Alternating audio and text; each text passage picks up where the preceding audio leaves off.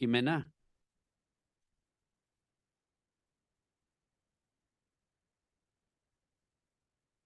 Jimena, prende tu micrófono, por favor. Ya, te escucho. ¿Ya? A ver, habla, por favor. Ustedes me escuchan. Hola, qué gusto verles.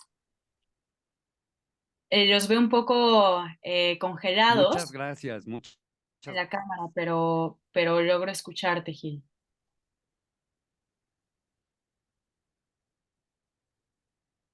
Ok, ok. Bueno, no te preocupes, se está ajustando el internet. Si quieres, vamos empezando. Va, ¿Estás lista? listísima. Muy bien, muy bien. Bueno, pues bienvenidas, bienvenidos, chicas, chicos, profesores, colegas, mis compañeras queridas del departamento, sin las cuales el departamento no podría funcionar. Hacen siempre un trabajo verdaderamente magnífico y les doy el agradecimiento por todo, como siempre.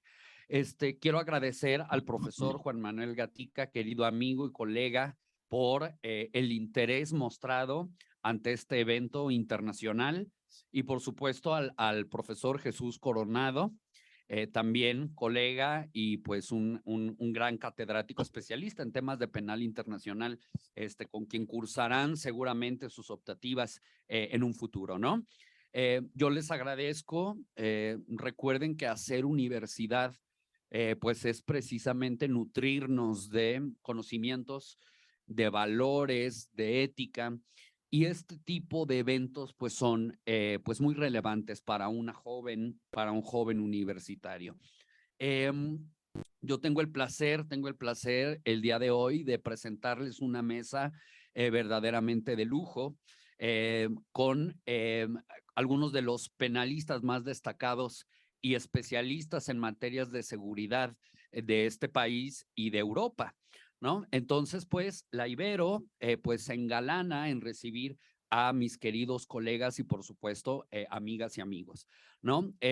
Les comento brevemente, se los presento y luego haré ya la presentación de una brevísima síntesis curricular, pero está la maestra Areli Rojas Rivera, está el maestro Marco Antonio Chávez, el doctor Carlos Bardavío Antón, autor del libro que viene desde España y desde Inglaterra, haciendo un brillante e intenso periodo de estudios de maestría en la Universidad de Queen Mary, la licenciada egresada de esta universidad, Jimena Jiménez García, ¿no? Miren, estaba yo conversando un poco con mis colegas ahora en lo que nos organizábamos los puntos finos del evento y queremos hacer pues verdaderamente un diálogo con ustedes, ¿no?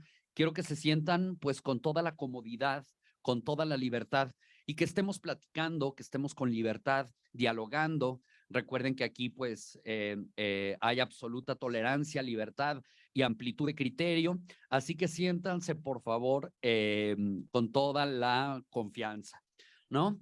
Entonces, colegas, pues miren, yo voy a ser el moderador y simplemente quiero dar pues unas palabras introductorias.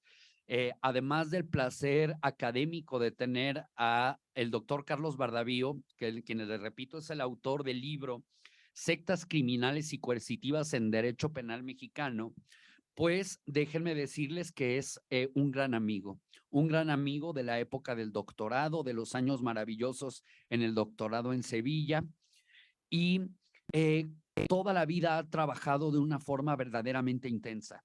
Él también ha publicado en la revista jurídica de la Ibero, pueden leer sus artículos sobre estos temas y viene ahora a hacernos una propuesta de muy altos vuelos sobre un tema que está prácticamente en lo que un penalista alemán llamado Siff denomina el hoyo negro del derecho penal, ¿no? Esas cosas del derecho penal que sabemos que existen, pero no sabemos qué son, que no sabemos explicar. Pues bueno, el problema de las sectas, con independencia de la creencia que tengamos cada uno de nosotros, lo cual eso no está a discusión naturalmente, pero Este libro viene a llenar un vacío ante el enorme tema que comienzan a hacer las sectas en México. Tal vez aquí en la Ciudad de México no lo veamos de manera tan evidente, pero en el sur de nuestro país, en Chiapas, en Oaxaca, el tema de las sectas comienza a ser pues preocupante. ¿Por qué? Por muchas razones que van a expresar aquí mis colegas expertas y expertos, pero que debemos ponerle atención. Y este libro, de una solidez científica inmejorable, viene a colmar ese vacío que comienza a ser un problema. Porque el problema no es creer ni rendir culto. Recuerden, la creencia es interna, el culto es externo, es objetivo. Eso es absolutamente una garantía, es un derecho humano de nuestra Constitución y los tratados internacionales. El problema es cuando la organización, por ejemplo, yo lo veo desde ese punto de vista de la organización, como delito de organización, les quiero decir, comienza a coaccionar, comienza a dominar, comienza a imprimirle un sello de amenaza, de coacción, de dominio, ¿no? Entonces, yo les quiero recomendar de verdad este libro. Está a la mano de nosotros en diversos espacios editoriales. Si ustedes tienen interés por adquirir el libro, tenemos la amabilidad de la vía directa con el doctor Jesús Coronado, quien ha colaborado para que este libro editorialmente llegue a nuestras manos, lo cual pues es también un gran mérito. Y pues yo les invito, las y los invito a que se sumerjan, si les gusta el derecho penal de alto nivel, el derecho penal técnico, el derecho penal depurado, sumérjanse en este libro. Yo les agradezco y pues les doy la bienvenida, ¿no? Muchísimas gracias. Bueno, pues sin más, vamos a escuchar a nuestros expertos, por favor. Vamos a iniciar con una brevísima reseña curricular de nuestro primer ponente, que es el maestro Marco, el doctor, perdónenme, el doctor Marco Antonio Chávez Vaca, ¿no? Bueno, él, dentro de su amplísima trayectoria profesional en el servicio público y en la vida privada del mundo penal, él tuvo, fíjense nada más, como último cargo, es el exdirector general de la Policía Federal Ministerial de la PGR. Segundo punto, obtuvo la medalla de San Benito del Vaticano por combate al secuestro y la trata de personas. Dos conductas delictivas que tienen enorme relación con el tema de las sectas, ¿no? Es ex coordinador del terrorismo, o sea, de combate al terrorismo, quiero decir, de la Policía Federal, ¿no? Es licenciado en Derecho, perito en Criminalística, maestro en Ciencias Penales, tiene una especialidad en Delincuencia Organizada y doctor en Educación y Filosofía. Y por si faltase algo, es miembro de la Legión de Honor de México. Así que pues le doy la palabra a nuestro querido Marco. Marco, por favor, bienvenido y muchísimas gracias. Muchas gracias, doctor. Muchas gracias a la Ibero, a la comunidad, a los docentes que nos acompañan, al presidium, a la maestra Arely Rojas, al doctor Gilberto Santa Rosa, gran amigo, y a mi muy también amigo Carlos Bardavío, doctor y profesor de Sevilla. Me da mucho gusto estar aquí porque este es un tema bastante interesante. Me voy a salir de los protocolos, siempre me salgo, hablo muy libremente. Hemos estado como en una gira de despedida de Luis Miguel con Carlos Bardavío en todas las universidades de México. Y bueno, teníamos que venir a esta que además tanto prestigio tiene, tanto nivel docente y en el alumnado, que es más importante, que sean los futuros abogados del mañana.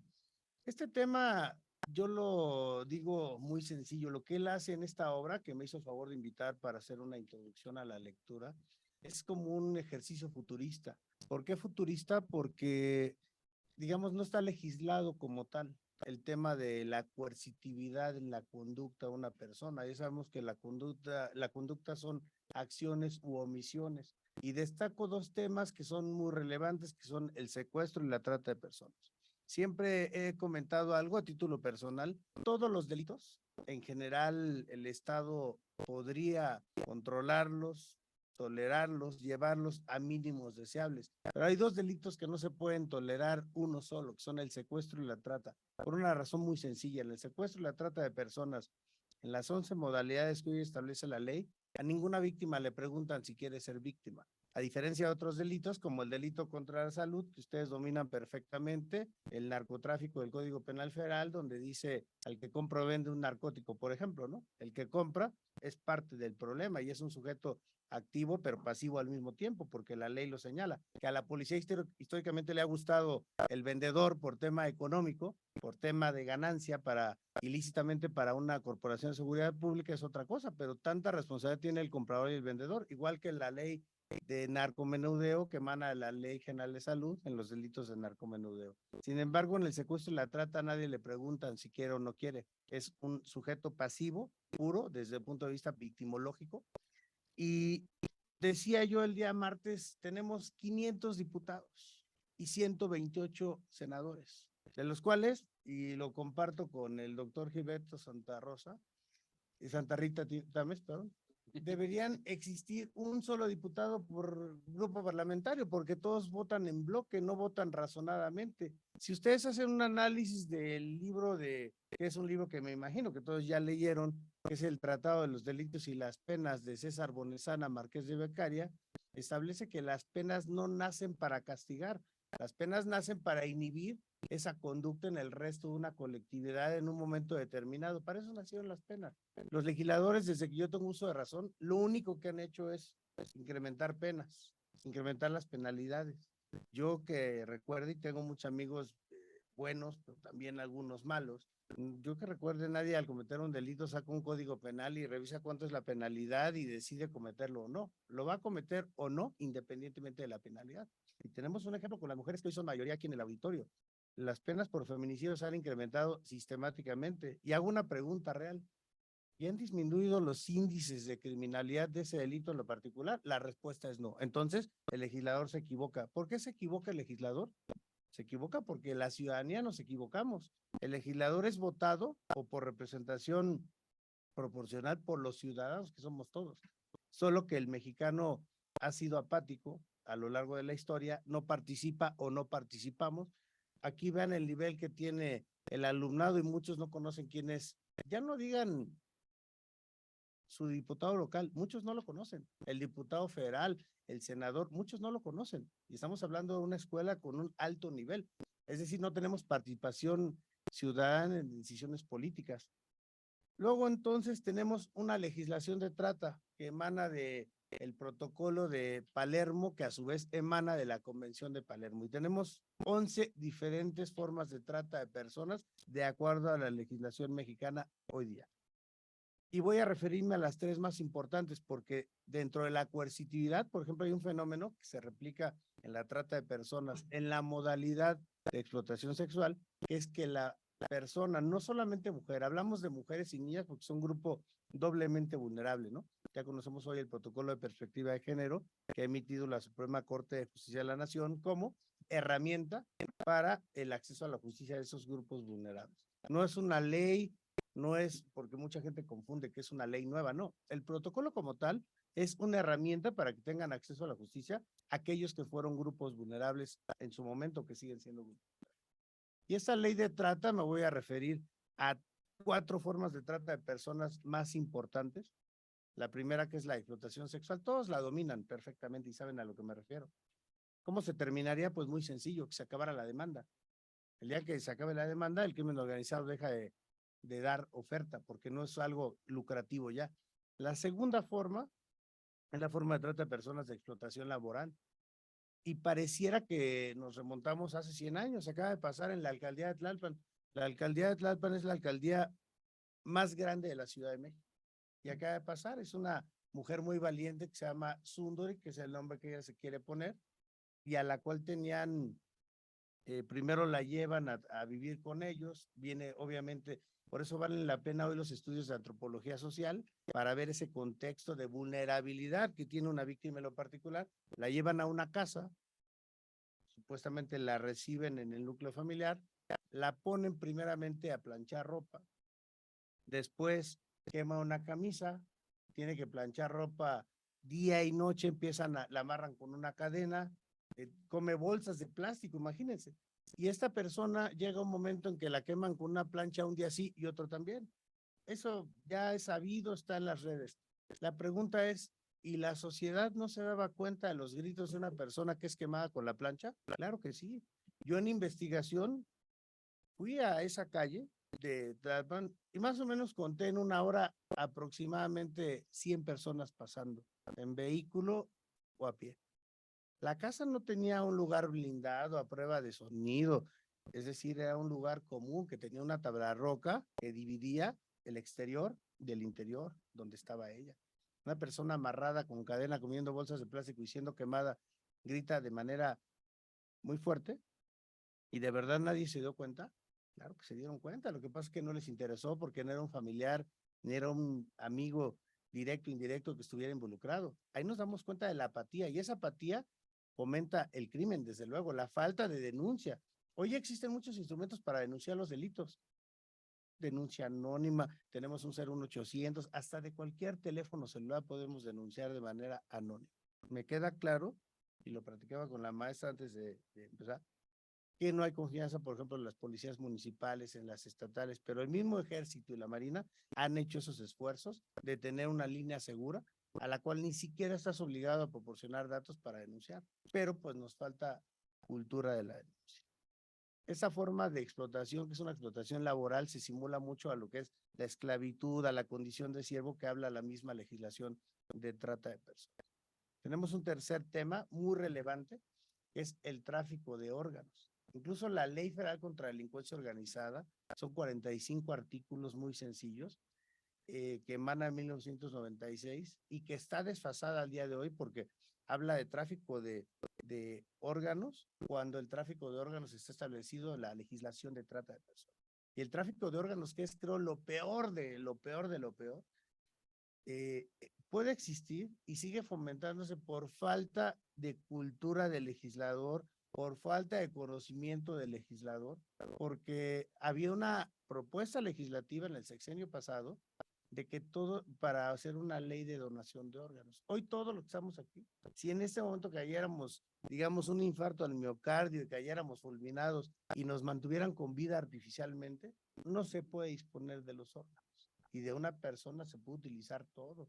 Incluso se han hecho trasplantes de miembros, de brazos, de piernas, evidentemente de médula ósea, riñones, válvulas, el mismo corazón. Se puede utilizar todo, excepto el cerebro, que es el único que no se puede hoy cambiar de una persona a otra. Todo lo demás se puede. Todos, entonces te mueres y te mueres inútilmente porque ya no puedes otorgarle calidad de vida a una persona, las córneas, los nervios de los ojos. No lo podemos hacer. ¿Y el legislador por qué no lo hizo en el sexenio anterior? Muy sencillo. Porque la ley de donación de órganos no da votos, no da un relumbrón político, ni da votos, y los partidos políticos nacen para ganar elecciones, ¿sí? Cuando están en campaña, cuando están gobernando son diputados para todos, se les debe de quitar inclusive el color, y hablo aquí de todos los partidos políticos de todos los colores.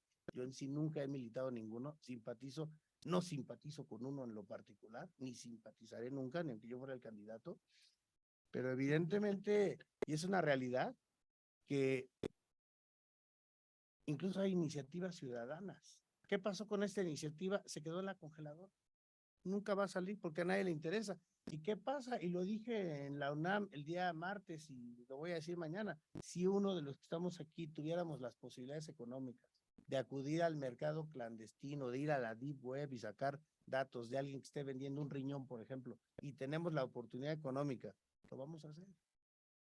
Se eliminaría el tráfico de órganos si existiera esta ley de donación, porque había más posibilidad de llegar en tiempo al trasplante. Comentaba, o sea, no crean que yo ahorita traigo un riñón y se lo dono, y a ver, compañito, de por allá necesito un riñón, se lo regalo. Lleva un protocolo de compatibilidad, un protocolo de extracción, conservación, trasplante, no es algo tan sencillo. Inclusive hay órganos que duran menos de una hora vivos, si se puede llamar así. Viven un tiempo determinado y luego se mueren.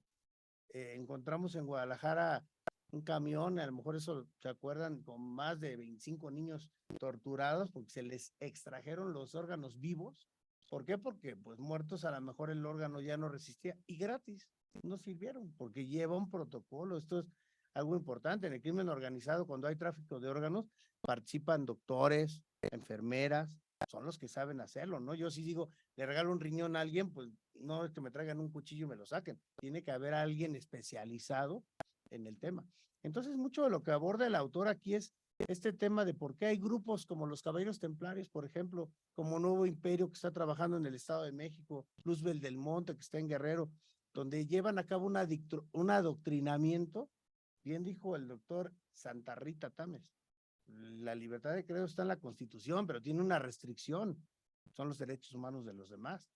A mí eso lo están viendo ahorita en una serie que es los narcosatánicos, ¿no? Que ustedes estaban muy pequeños cuando pasó esto. Y ella entonces hoy viene y dice, es que prácticamente cooptaron mi voluntad para que yo coadyuvara como partícipe y a veces como autora. Yo creo que en un mix en todas las diferentes ejecuciones que llevaron a cabo y sacrificios humanos. Y el pretexto de ellos era algo más fuerte que yo me ordenó llevar a cabo estas conductas con los narcosatánicos. Entonces creo que este libro en lo particular es un esfuerzo que tendrá que traducirse un día a una legislación. Es futurista. Yo le decía al autor, bueno, si eres muy futurista y es algo que en México se va a tener que implementar, no solo los legisladores deben de incrementar penas y de repente inventar delitos. Si nos damos cuenta, por ejemplo, hay delitos que viven, la misma conducta y viven dos ordenamientos legales. Por ejemplo, ahorita me acordé de la defraudación fiscal. Existe en el Código Fiscal de la Federación y en el Código Penal Federal.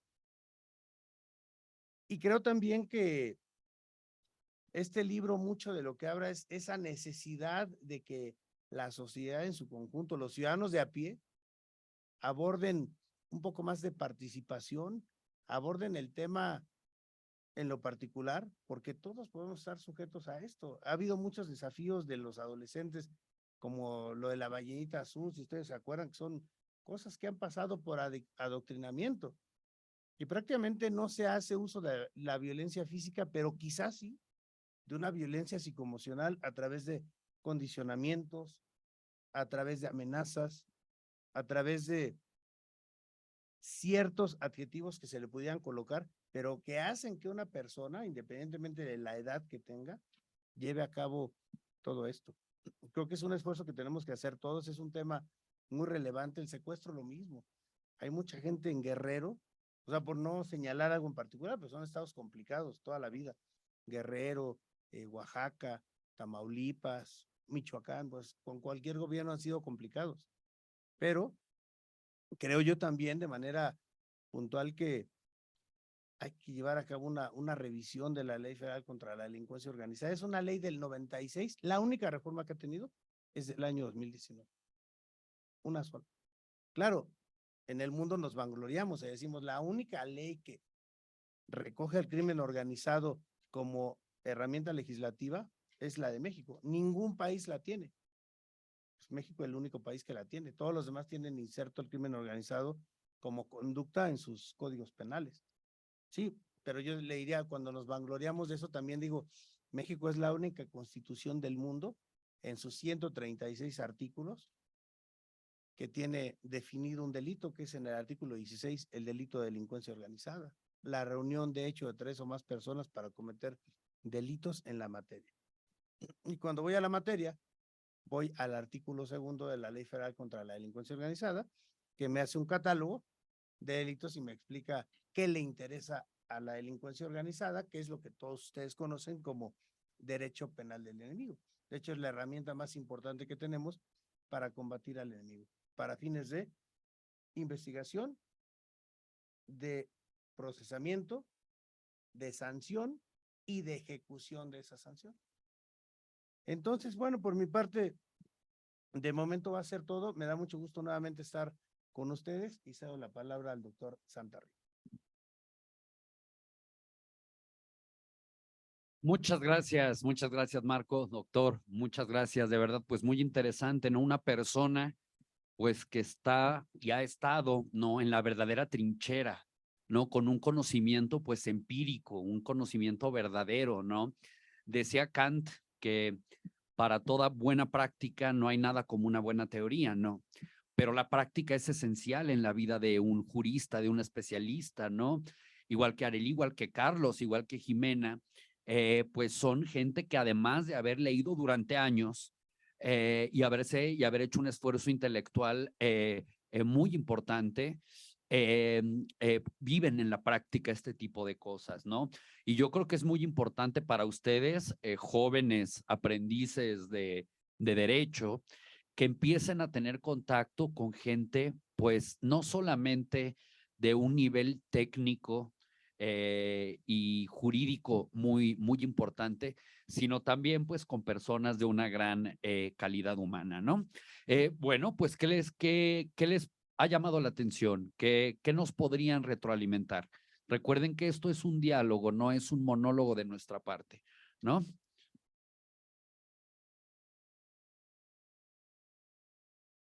Adelante, por favor.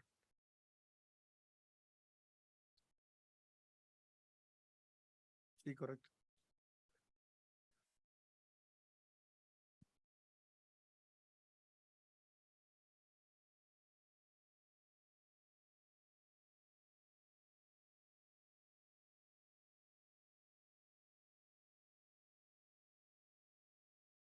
Voy a comentar algo que pues casi nadie dice, pero así tendría que ser. Durante los años que hubo un partido hegemónico en el poder, el crimen estaba organizado. Y hoy tú lo dijiste, me imagino que te equivocaste con el vocablo desorganizado, pero hoy así es, el crimen en México está desorganizado. Ah, bueno, y súper bien, Bien hecho. porque muy bien.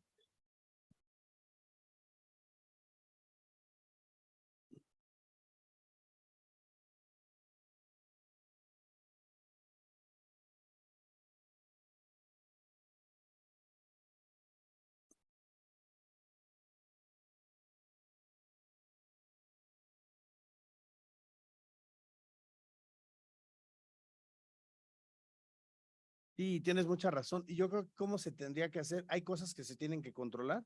Yo te podría decir que, y repito, y a lo mejor soy muy reiterativo, el secuestro y la trata no se pueden tolerar.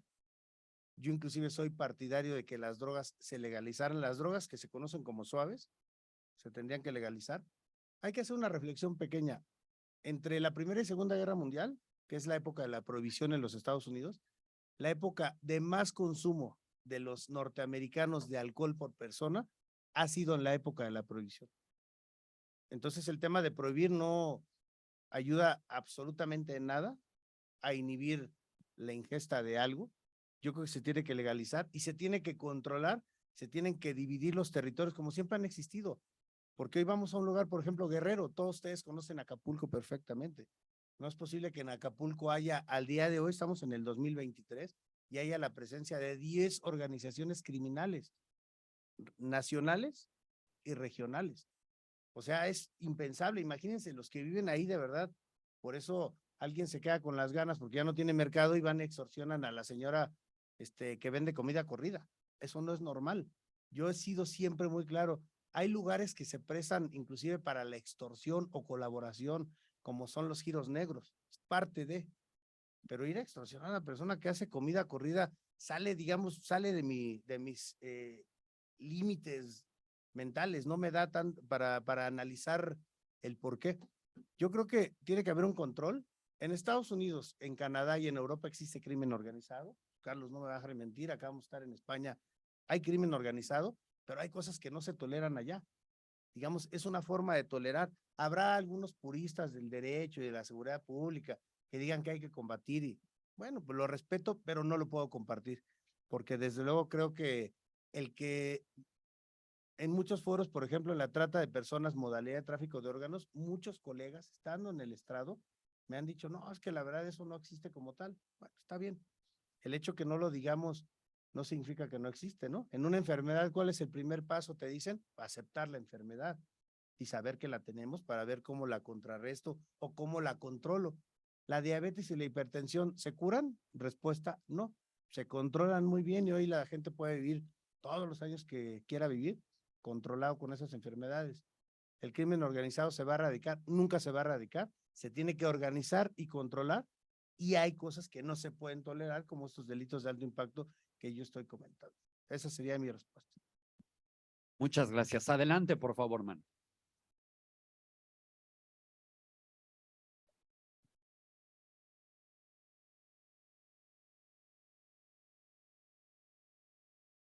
Bueno, la ley de voluntad anticipada, que es un esfuerzo previo a la legislación de la eutanasia, considero yo, contribuye, pero más que nada contribuye a un tema de dignidad humana, pero en los hechos no ha servido como herramienta para los niveles del delito del tráfico de órganos. Realmente no ha sido una respuesta.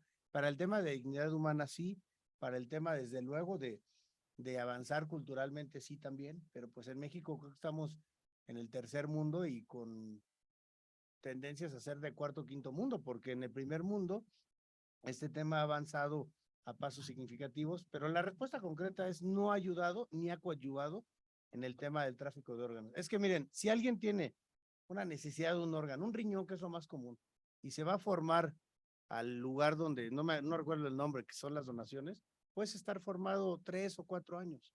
Y por eso decía, hablando real, lisa y llanamente, una persona que necesita un órgano, pues va a buscarlo clandestinamente, porque quiere vivir. Si el familiar tiene recursos económicos, por eso los riñones valen 1, 2, hasta 3 millones de pesos en la Deep Web, por esa razón. Y todo el mundo lo haría, ¿no? Yo sé que públicamente todos ya nunca comprarían un órgano. Si tuvieras un familiar, un hijo, a tu hermano, que requiriera el órgano, todos lo comprarían si pudiera. Eso ayudaría a acotar este delito a mínimos deseables de un Estado que se diga Estado de Derecho y democrático. Muchas gracias, chicos. Vamos a continuar con este diálogo dialéctico, valga la redundancia. Así enseñaba Sócrates, con pregunta, respuesta, ¿no? Es muy interesante, y fíjense que yo lo platicaba el otro día con su director, con nuestro director, el doctor Ortega, quien les manda un caluroso saludo, por supuesto, a la mesa, a Jimena allá en Inglaterra, y pues ustedes, ¿no? Que estamos aquí pues por ustedes, naturalmente. Ese concepto de la cátedra magistral tradicional, pues ya la Ibero está empezando a romper precisamente, y estamos apostando a este tipo de dinámicas más flexibles, más frescas, si me permiten, más de un diálogo, ¿no? Bueno, podemos seguir preguntando, no se preocupen, pero vamos a escuchar al resto de nuestras y nuestros ponentes, ¿no? Pues miren, tengo el honor de presentar a la maestra Arely, ¿sí? Arely Rojas, quien, pues bueno, tiene también una verdadera trayectoria profesional brillante. También a ella me une pues una gran amistad y una camaradería verdaderamente pues intensa, ¿no? Ella pues evidentemente pues tiene un currículum muy contundente. Ella es licenciada en Ciencias Políticas por el TEC de Monterrey. Es maestra en Seguridad Nacional por el Centro de Estudios Superiores Navales, y el cual naturalmente pertenece a la Secretaría de Marina. Se ha desempeñado principalmente en el sector público y en asociaciones civiles con la procuración de que el gobierno, sociedad civil, empresas y academia desplieguen la transversalización de la perspectiva integral de seguridad, respetando los derechos humanos y la igualdad de género. Con estos valores se ha desempeñado distintas responsabilidades que van desde la asesoría en la Asamblea Legislativa para el proyecto de la Ley de Juventudes del entonces Distrito Federal, asesoría del gobierno de Michoacán para la armonización de la Ley General de Derechos de Niñas, Niños y Adolescentes, presidenta de la Fundación Y Quien Habla por Mí AC, secretaria técnica de la Coordinación para la Construcción de la Paz y Seguridad del Estado de Tlaxcala, y actualmente funge como coordinadora de implementación y evaluación de políticas para la prevención de la Secretaría de Seguridad y Protección Ciudadana. Así que, pues bueno, un honor tenerte, Arely, como siempre. Ya nos ha visitado en otras ocasiones. Yo espero nos siga visitando, igual que todos nuestros ponentes. Así que muchísimas gracias. Adelante. Muchas gracias, doctor. Un gusto estar aquí con todas y todos ustedes, Gilberto, Carlos, el doctor Marco y la casi maestra Jimena, que nos acompaña vía remota.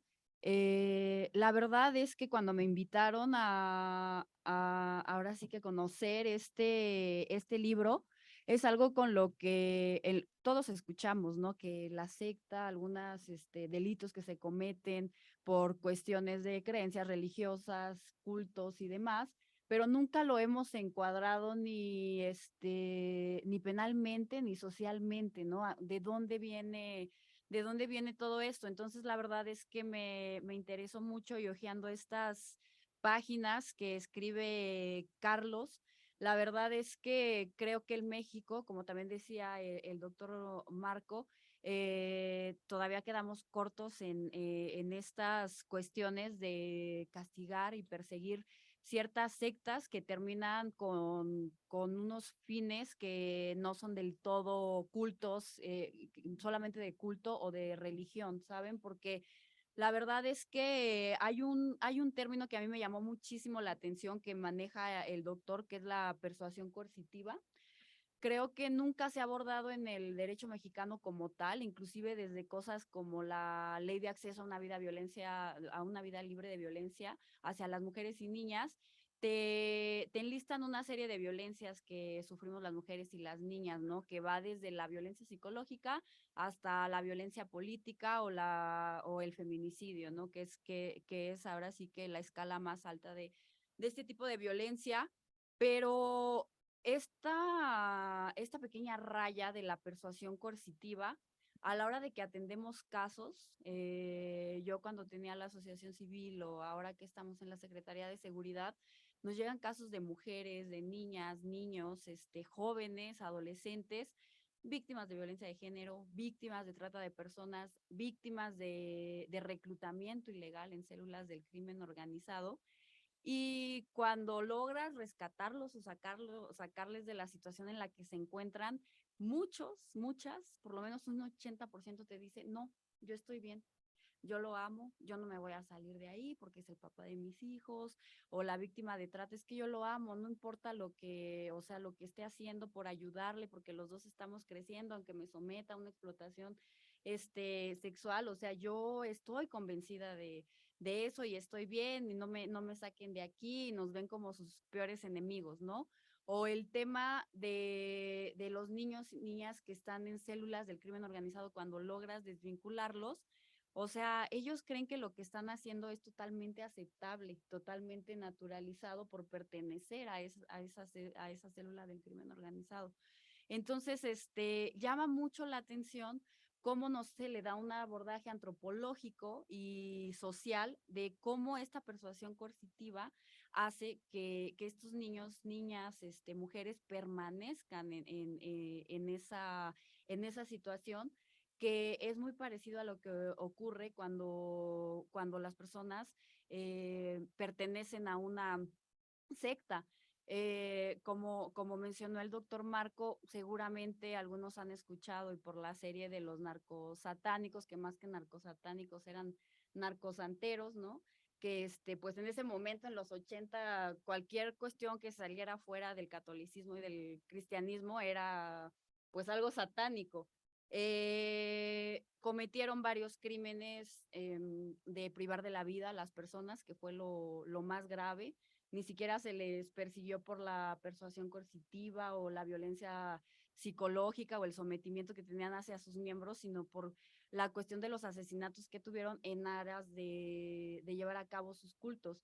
Y lo más interesante es la relación que se tenía con personajes de la vida política en ese entonces del país y del crimen organizado, ¿no? Porque si alguna persona necesitaba un favor extraordinario, por así decirlo, divino, recurrían al líder de esta secta y pues la solución que les daba era desde matar animales hasta fue escalando matar a personas, y pues las personas que iban a pedir estos favores decían que realmente ocurría ese favor, ¿no? Que le estaban pidiendo a este grupo. O sea, era tanto su creencia y tanto esta persuasión que logró tener a sus seguidores, que cuando se hizo el operativo aquí en la Ciudad de México, ahí en la delegación Cuauhtémoc, o sea, las personas que estaban con él tomaron una pócima que tenía restos humanos y juraban que eran invisibles hacia las autoridades. O sea, quizá nos puede dar risa o creer que es absurdo, pero la gente realmente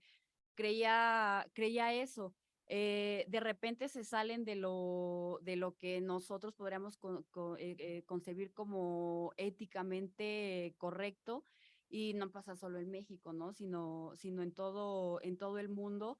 O sea, cuestiones, a mí me llamó mucho la atención un caso que estaba leyendo en Chile, Antares de la Luz, que eran, o sea, una secta pequeña, por así decirlo, que justamente también lo aborda el doctor Carlos. O sea, el líder les hacía en un primer momento pues ingerir algunas sustancias psicoactivas. Entonces él creía en cuestiones como de poligamia, y primero empezó con cuestiones de que a sus seguidores les decía que pues sus mascotas les hacían mal, ¿no? Que transmitían una cuestión negativa para ellos, que entonces para librarse de eso que las tenían que sacrificar. Y las personas que lo seguían lo hacían, ¿no? Con sus gatos, los perritos, lo que tuvieran a su alrededor. Y él mantenía como una relación poligámica con las mujeres de la secta, y cuando quedaba embarazada una, decían que no podía tener ese hijo porque el hijo que tuviera iba a ser el anticristo, ¿no? Hasta que una avanzó con el embarazo y fue como la caída de esta secta, porque dijo que ese niño iba a ser el anticristo, esta fecha que habían puesto los mayas para el fin del mundo. Él se basaba en esa fecha y que tenían que hacer esta serie de sacrificios para lograr, para ahora sí que como que este final fuera lo menos perjudicial para ellos. Y sacrificaron al bebé de una forma que, es más, hasta decirla aquí ocasiona una cuestión que a mí la verdad me sigue moviendo mucho, por más que estoy en contacto con estos casos. Como sacrificaron a ese bebé, o sea, es algo inimaginable, imperdonable desde el punto de vista que lo veas jurídico, social, cultural. Más porque nos estamos refiriendo a una persona que ni siquiera tiene una capacidad de comprender el hecho, ¿no? De si quería formar parte o no de esta secta, porque como menciona el doctor Carlos, o sea, hay cosas a las que a veces nos metemos y sabemos que hay un riesgo consentido, ¿no? O sea, cuando tú vas y te tiras del paracaídas, sabes que hay un riesgo consentido de que quizá de un accidente en 1 millón, pues te puede tocar a ti, pero tú estás consintiendo eso, estás consciente. Pero cuando entras a una secta, entras bajo los supuestos de que es una cuestión de protección, de alivio, de que vas a estar bien, esta necesidad que tenemos todas las personas de creer en algo, en lo que sea, aunque sea en nosotros, nosotras mismos, pero creer en algo. Jamás entras con ahora sí que consintiendo esta serie de riesgos que a veces terminan en explotación sexual, explotación laboral, homicidios, o en cuestiones inclusive que dañan menos la dignidad humana, estas sectas piramidales que defraudan al fisco y demás. O sea, jamás estás consintiendo eso. Entonces, sí debe de ser muy analizado desde el derecho penal y desde el derecho constitucional, para que se complementen y pueda existir algo que facilite a quienes imparten la justicia en el país poder castigar y reparar estos delitos. Porque algo que me llama también mucho la atención del libro es que el doctor, o sea, hace todo su análisis jurídico tomando en cuenta a las víctimas. Podría parecer una moda, pero no es moda, de que ahora todo el mundo habla de las víctimas en el derecho penal, porque hubo como una oleada de que el derecho penal, obviamente, pues tiene mucha relación con la sanción que se les da a quienes cometen algún ilícito, y quienes son defensores de derechos humanos, constructores de paz, etcétera, dicen, pero pues es que realmente un castigo así hacia la persona que perpetró esto, pues no repara en nada a la víctima. Pues quizá no de forma directa, pero sí desde una perspectiva de la justicia y desde una perspectiva de que se evita esto en generaciones futuras, ¿no? El derecho penal yo creo que también es una herramienta preventiva y la visión que le da el doctor, la verdad, es convertirlo en eso, una herramienta preventiva de todos estos ilícitos que pueden llegar a ocurrir desde una organización sectaria.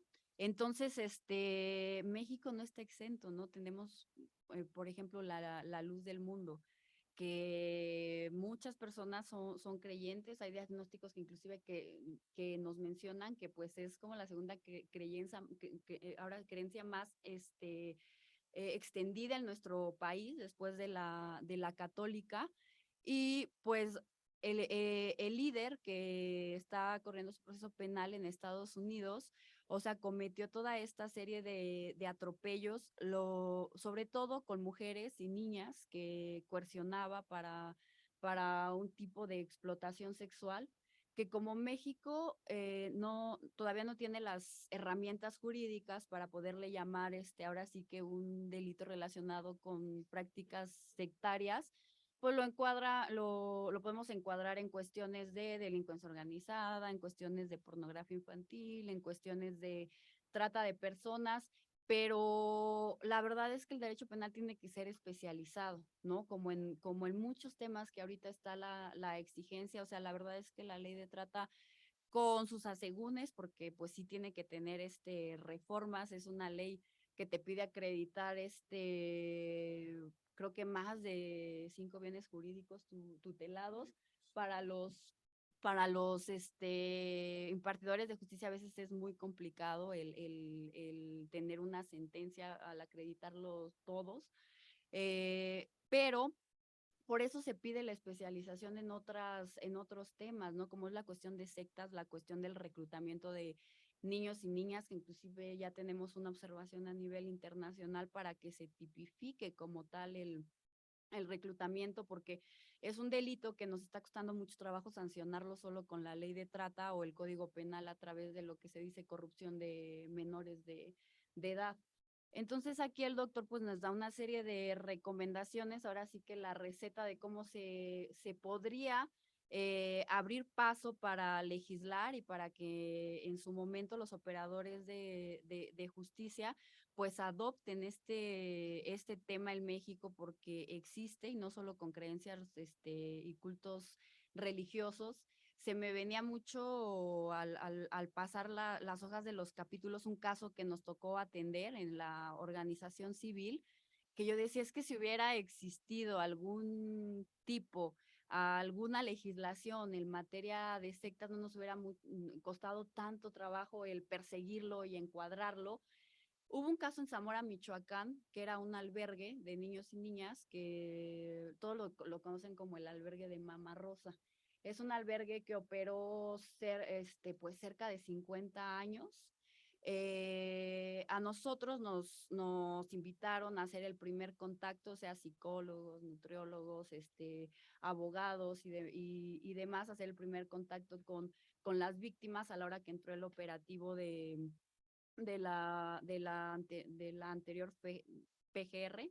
El área de delincuencia organizada nos invita a hacer este primer contacto, pues porque como son niños y niñas y van puro personal armado y demás, era muy complicado tener este primer contacto con la población. Y cuando se abrió el albergue, pues resulta que durante esos 50 años, o sea, los niños o las niñas que entraban ahí, que ahora ya eran personas adultas, o sea, había niños, niñas desde lactantes hasta personas adultas, 528 personas ahí privadas de la libertad. Había delitos de trata de personas, de abuso sexual, explotación de la mendicidad, delitos electorales, porque personas con 16, 17 años tenían INE para votar por el partido en turno del municipio. Todos creían en la religión católica, pero eso no es lo principal. O sea, yo creo que la cuestión de la secta no era en torno a una religión o a un culto. La directora del albergue, la famosa mamá Rosa Verduzco, a todos y todas les hacía creer que eran sus hijos, inclusive ante notario, cosa que es ilegal, porque son adopciones ilegales, los nombraba como sus hijos y a todos les ponía el apellido de Verduzco y por eso todos se decían que eran una gran familia y así se llamaba el albergue, ¿no? De la gran familia. Entonces, pues todos eran hermanos, hermanas, pero pues, es más, no salían ni a la escuela, había una escuela adentro, porque era un complejo ahí en Zamora bastante grande en el que había primaria y secundaria, o sea, nunca volvían a ver ahora sí que la luz de las calles, salvo que salieran a hacer una actividad del coro que los llevaba a diferentes eventos, salvo que salieran a un tema de que de repente mandaba a las chicas a fiestas y demás como acompañantes, o salvo que salieran a los cruceros y demás, los niños y las niñas, ¿no? A pedir dinero o a vender algo. Y todo estaba sumamente controlado porque si uno se escapaba, la policía municipal iba y lo regresaba y la señora los encerraba 2 meses en un cuarto oscuro que le decían el Pinocho y todo está totalmente documentado si lo buscan ahí en la red. Y pues cuando se abrió, había una cantidad de la población que decían que pues que sí se sentían muy incómodos en esa situación porque pues casi diario abusaban de ellos, diario les pegaban, no había comida, toda la comida estaba en mal estado, tenían enfermedades, hubo un niño que se cayó y se pinchó el ojo y así se quedó así de por vida, no tuvo la atención médica, pero que no querían salir de ahí porque no sabían cómo iba a ser su vida después de esa, o sea, tenían como muchísimo miedo. Cuando se rescataron, varios regresaron a sus familias y hubo como 3, 4 casos que se suicidaron, que no sabían cómo vivir fuera de ese entorno. Y hasta la fecha se siguen atendiendo a las víctimas y son muy pocas las que tienen un éxito de reintegración a la sociedad por toda la cuestión psicológica y física que traen. Entonces, ya son más de 8 años que tiene ese operativo y las víctimas no se han podido reintegrar del todo.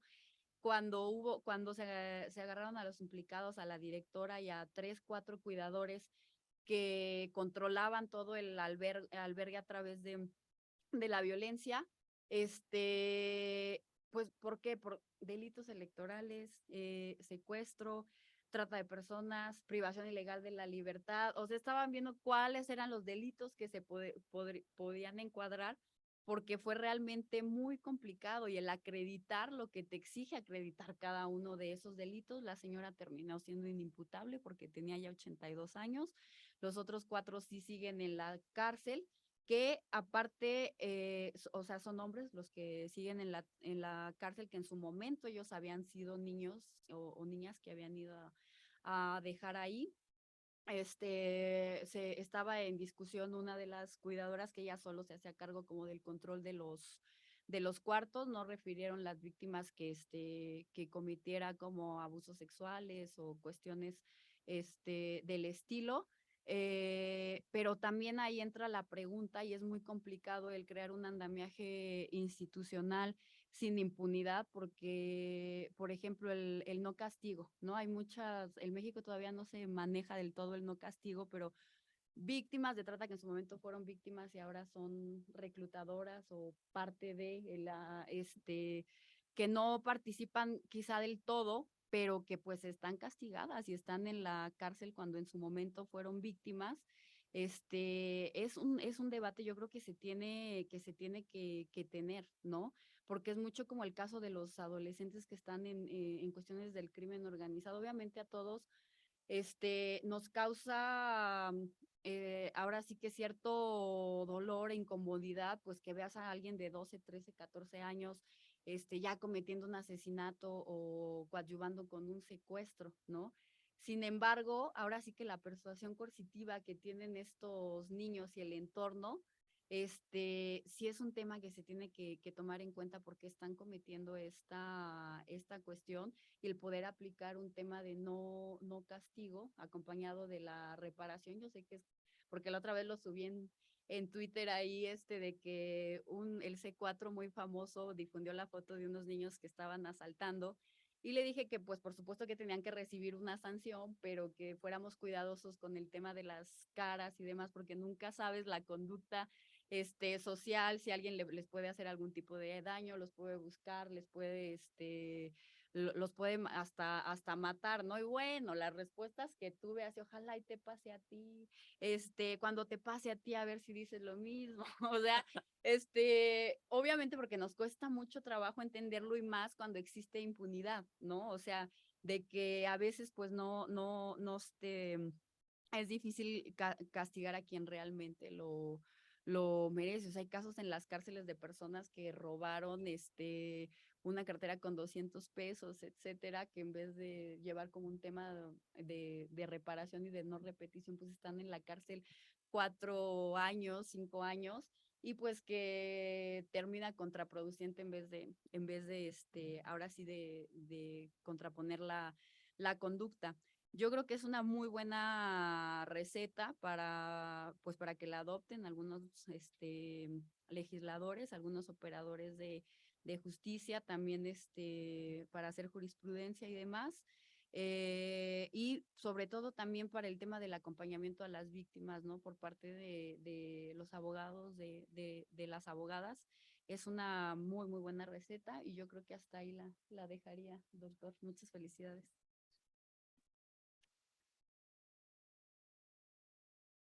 Muchas gracias, Arely, muchas gracias, ¿no? Ahora que estábamos, pues, que Arely mencionaba la parte de la apreciación coercitiva, el otro día acordándome de Carlos, porque yo el mundo de las sectas no lo vi con tanta evidencia, sino hasta que lo conocí en Sevilla y que me enteré del tema un tanto, pues, exótico, si me permitan el término, de las sectas, con una estructura de la teoría del delito muy sólida, muy importante, muy innovadora. Y me acordé de un video que vi hace unos días de unos chicos en Cancún que están con la guitarrita, gracias a la vida, gracias al amor, amor, amor. Bueno, y a mí eso me da como cortocircuito en la cabeza.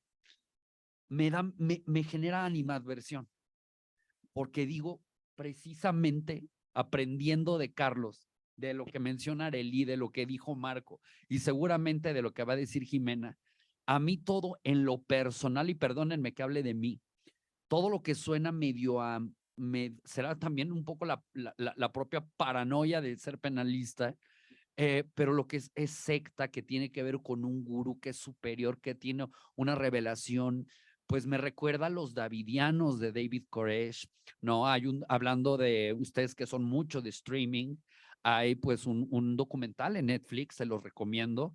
Yo era muy pequeño cuando ocurrió esa tragedia. Y es muy revelador el problema de las sectas, las armas, los adventistas del séptimo día, el apocalipsis, la interpretación, la revelación. Eso es muy delicado, ¿no? Y pues muchísimas gracias. ¿Tienen alguna pregunta, alguna inquietud? De nuevo, encantado de la vida.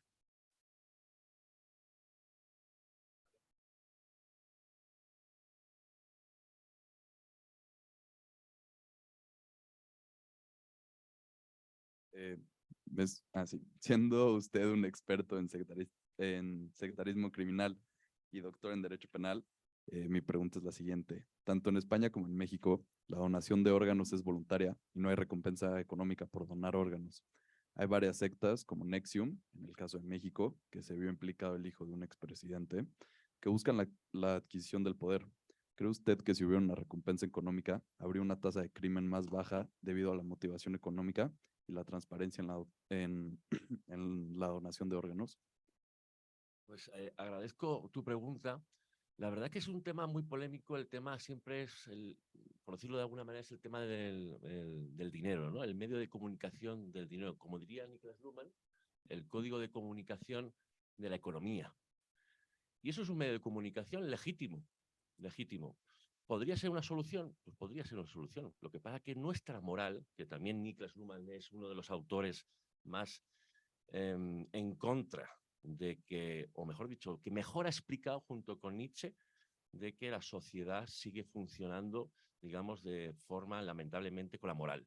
Es decir, pensamos que hacemos leyes técnicas magníficas, que nos desvinculamos de la moral, y es todo lo contrario. Hay muchas leyes que no se hacen porque tenemos miedo, porque no queremos aceptar muchas veces que las soluciones que podemos encontrar al respecto pueden ser, digamos, nos afectarían moralmente. Por ejemplo, el tema del aborto, el tema de la eutanasia. En España se ha aprobado una ley recientemente de eutanasia, hace cosa de un año, por ejemplo. El tema del aborto, el tema también de, por ejemplo, de violencia de género. ¿Por qué? Me pregunto, ¿no? ¿Por qué las leyes de violencia de género han llegado ahora y no antes? ¿Por qué ahora y no antes? Hay que planteárselo. Y el tema del dinero, que puede parecer muy sucio, a veces podría ser la solución. Comentaba aquí mi querido compañero doctor Marco, que él aboga por la legalización de ciertas sustancias para acabar y erradicar las organizaciones criminales. ¿Por qué no lo hacemos? Quizá la respuesta sea moral.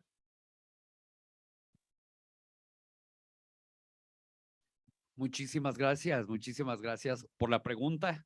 Muchísimas gracias y muchísimas gracias al profesor doctor Carlos Bardavío, ¿no?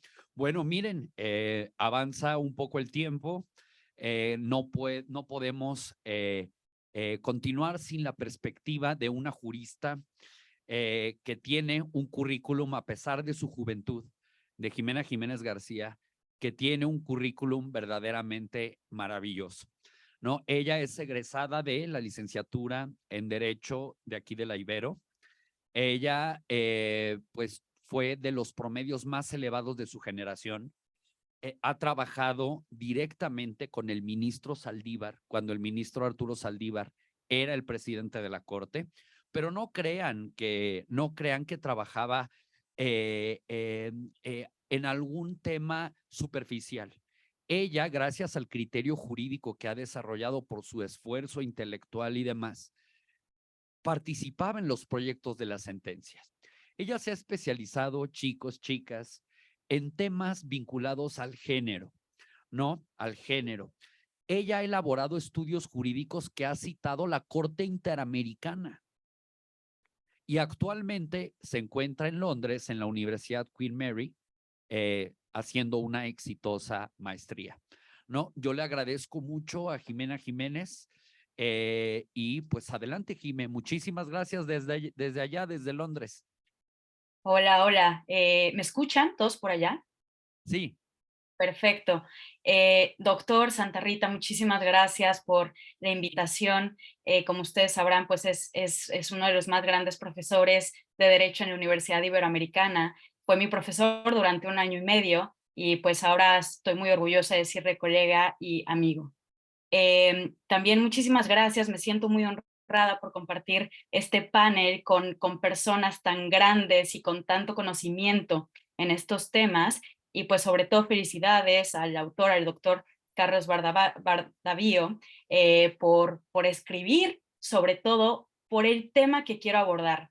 Ya lo han estado comentando Arely, ya lo han estado comentando el doctor Santa Rita, sobre la persuasión coercitiva, pero lo quisiera abordar desde la violencia de género, que justamente lo menciona el doctor Carlos en uno de sus capítulos. Pues es que es un problema que sucede mucho, pero es que hay poca literatura que podemos encontrar. Entonces, este esfuerzo que hace el doctor Carlos es sumamente valioso. Quiero que hagamos un ejercicio aquí entre todos y todas. Voy a leer un testimonio de violencia de género, porque así lo vamos a poder comparar un poquito de cómo funcionan estas organizaciones sectarias. Lo voy a contar por razones prácticas en primera persona, pero no es mi experiencia, vaya. Empiezo. Yo vengo de una familia disfuncional donde había violencia psicológica y económica. Él había sido un gran amigo al que le confiaba mis cosas y sabía mucho de mí. Me entendía y podía realmente sentirme vulnerable con él. Lo empecé a considerar un espacio seguro. Pasados los años, iniciamos una relación. Me había enamorado. Él era un hombre sumamente caballeroso, atento y detallista. Así lo fue durante muchos años. No obstante, las cosas empezaron a cambiar lenta y paulatinamente. que dicho cambio difícilmente se podía notar. De repente, emitía comentarios un tanto pasivo-agresivos en cuanto a que había subido de peso. Mencionó que quizá, por la mala influencia de mis amistades, era ese cambio, ya que salíamos de fiestas seguidos. Consideraba que tenía razón, así que opté por dejar de frecuentarlos por mi salud y bienestar de mi relación. Al fin y al cabo, él era el único que me entendía. Tuvimos una hija juntos y él siempre se mostraba como un buen padre. No obstante, el trabajo de los cuidados me hacía estar exhausta, por lo que nuestra vida sexual fue decreciendo poco a poco. De repente lo sentía molesto, porque yo no quería en algunas ocasiones. Yo lo quería comprender. Quizá estaba herido porque se sentía poco deseado. Intenté ser lo más comprensiva posible, hasta que una noche, cuando yo estaba muy cansada, le repetí que no quería tener sexo. Empezó a tener un acercamiento extraño, podría decirse hasta un poco violento, pero pensé que solo era una forma para poder intimar. Yo me sentí incómoda, pero el contexto no puse mucha resistencia física. Mantuvimos relaciones sexuales, pero durante todo ese tiempo yo no podía parar de llorar, y él parecía no importarle. Al día siguiente, me trató como hace mucho no me trataba, me hizo el desayuno y se comportó muy cariñoso. Posteriormente, caí en cuenta que el hombre al que amaba me violó. Yo no sabía que me había violado porque todavía no sabía que existía la violación dentro de una relación amorosa. Tuve las agallas para confrontarlo, a lo que él respondió como si nada y de forma un poco burlona, pero bien que te gustó. Quedé helada. Quizá, para él, el hecho de que me haya violado fue tan solo un juego de rol. Invisibilizó mi sentir y trató de convencerme que fue por mi completo consentimiento. Ya no me sentía cómoda estando con él, por obvias razones, pero la decisión de dejarlo no era fácil, ya que yo ya no tenía amistades y el vínculo con mi familia se había roto desde hace tiempo. Él era todo, compartíamos vida, finanzas y teníamos una hija juntos. Además de que cada vez que discutíamos prometía cambiar sus patrones que me iban haciendo daño. Voy a parar hasta aquí el testimonio porque yo creo que con esta información tenemos suficiente para poder analizar cómo funciona la persuasión coercitiva en las sectas. Y pues bueno, vamos a empezar tomando en cuenta todo esto, a desmembrar los patrones de comportamiento en la persuasión coercitiva en las sectas para demostrar la similitud. Primero, podemos ver que hay un aprovechamiento en una situación de vulnerabilidad. Y esto sucede muchísimo cuando se trata de personas menores de edad, sobre todo niñas o adolescentes, o personas que apenas van saliendo de su adolescencia y quizá no tienen todavía la madurez necesaria, sin querer infantilizar obviamente a las personas adolescentes. Pero también aquellas personas que quizá adultas están atravesando un suceso traumático, doloroso. Sucede mucho con las personas que van atravesando un duelo. Se encuentran en una posición de vulnerabilidad y quieren encontrar un espacio seguro. Por eso, se encuentran con ciertas personas por invitación de amigos, quizá no de muy mala fe, pero bueno, siempre vemos que se pueden invitar, te invito a una conferencia, es de autoayuda o para sacar tu verdadero potencial, porque pues no te está yendo muy bien, no veo que tienes mucho amor propio, y ese es el gancho de cómo funcionan muchas sectas. Ustedes, el doctor Santa Rita, el doctor Carlos me podrán decir con más exactitud cómo funcionan, pero así se ha visto un poquito en la práctica. Y pues bueno, estas organizaciones ofrecen consuelo, afecto a las personas. Dentro de estas organizaciones ofrecen consuelo, afecto, y pues es muy fácil sentirnos atraídos ante este tipo de conexión humana. Somos animales sociales, necesitamos esta conexión humana. Entonces se va generando un sentimiento de pertenencia, un sentimiento de exclusividad, un sentimiento de afecto, tomando en cuenta esta posición previa de vulnerabilidad, obviamente. Pues así se va ganando la confianza, y aquí es un poquito ya difícil que se pueda voltear para atrás, porque hasta se dicen ser tu familia, ser tu red de apoyo. Y aquí es donde empiezan los juegos de manipulación. Se pueden aprovechar de las debilidades que tú mismo ya les compartiste. Entonces te abriste, te mostraste vulnerable, pero eso se utiliza en contra de las víctimas. Y aquí es donde puede ser muy común el gaslight. Quizás un concepto que ya ustedes están un poquito más familiarizados y familiarizadas, pero bueno, viene de una película, La luz de gas, y si lo traducimos al español, pero es esta práctica donde se pone en duda tus preconcepciones, tus convicciones, y a veces lo que realmente sucedió, al grado de que te dicen, estás loca, yo no dije eso, estás loca, eso no sucedió de esa forma, o estás loca, yo no lo hice para herirte.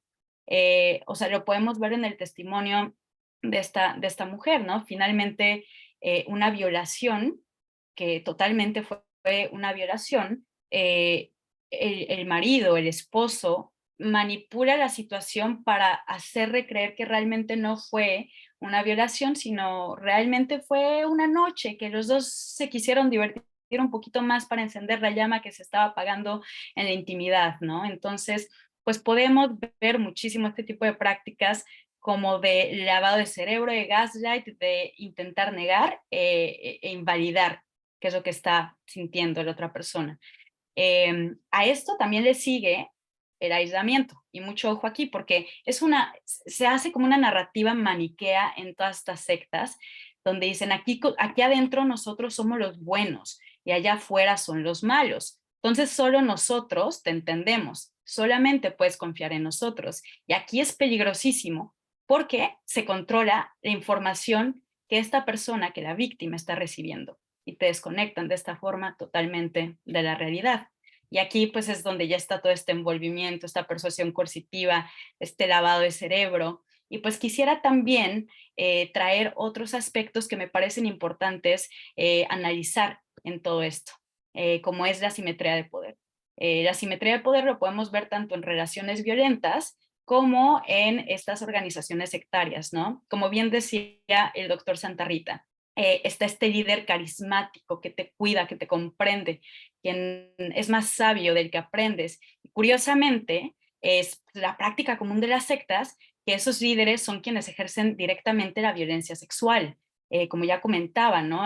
Una secta que, bueno, eran poliamorosos y finalmente el líder era quien tenía las relaciones sexuales con las mujeres de la secta, ¿no? Y pues bueno, también lo podemos ver en las relaciones de violencia de género.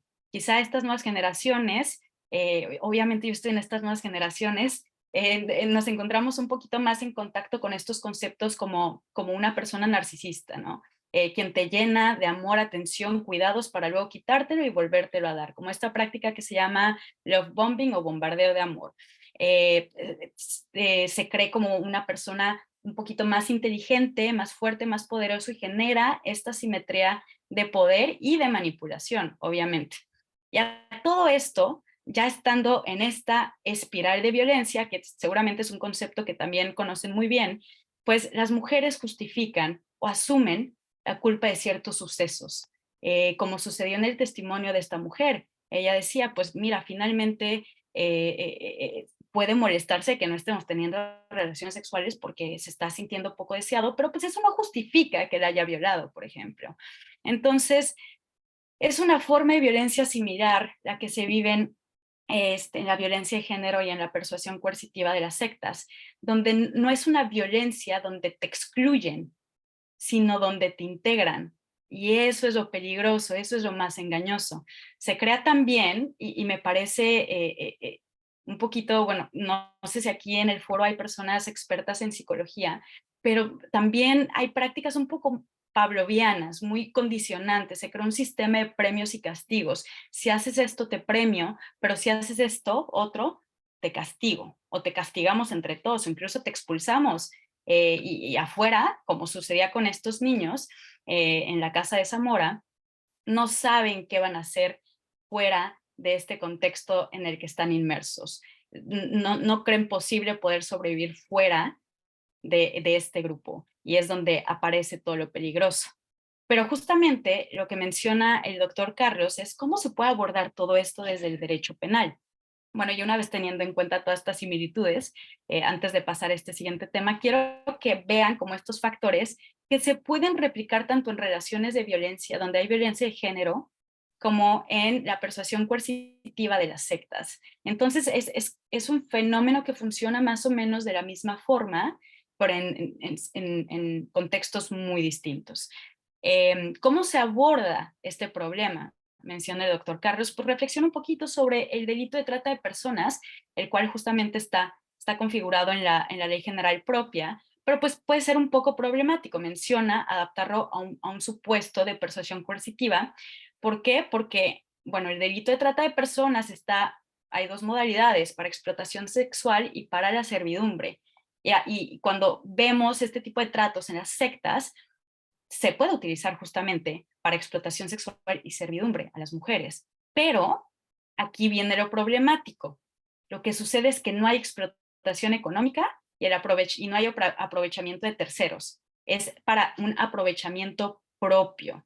Entonces, justamente lo que menciona el libro es que puede abordarse de dos formas tomando en cuenta esto, como violación en concurso de delitos con persuasión coercitiva o trata de personas en modalidad de servidumbre. Y aquí yo quisiera poner sobre la mesa, sobre la propuesta de verlo como un delito de violación, que también puede resultar un poquito problemático, porque cómo se aborda el delito de violación en distintas jurisdicciones, incluyendo México, es un poquito difícil calibrar el tema del consentimiento. Justamente la feminista Catherine McKinnon problematizaba sobre estos sistemas, de cómo los sistemas penales abordaban el delito de violación. Por ejemplo, menciona, hay violación cuando no hay consentimiento. ¿Pero qué se entiende como consentimiento? Y justamente ella decía, normalmente consentimiento en las relaciones sexuales se entiende cuando no hay fuerza física. Para ponerlo de una forma un poco más sencilla, es violencia física, hay violación. No hay violencia física, fue consensuado. Entonces, ¿qué sucede cuando hay consentimiento? Cuando no hay fuerza física, entonces hay consentimiento, pero el consentimiento es viciado. Ahí entra lo de la persuasión coercitiva. Y justamente Bush-Handler te muestra 3 elementos para que este consentimiento viciado se pueda configurar, que es la disparidad de poder, primero, que ya lo mencionábamos anteriormente, la asimetría de poder. Segundo, la explotación de esta disparidad, más bien el aprovechamiento de esta disparidad. Y tercero, pues que suceda, obviamente, el acto sexual. Y pues bueno, hoy en día son muy pocos los códigos penales que afrontan la violación desde el consentimiento viciado. Es en Suiza, Guatemala, Canadá, Israel, el estado de Pensilvania, en Estados Unidos, y me falta otro, pero ya no me acuerdo. Pero lo investigo y se los hago saber. Pero bueno, pero también hay que tomar en cuenta que es un término que se debe de abordar con muchísimo cuidado y con la seriedad que merece, porque también corremos el riesgo de caer en un paternalismo decidiendo por las mujeres cómo y por qué van a consentir. Entonces es un tema delicado, es un balance muy delicado que se debe lograr ante estos temas.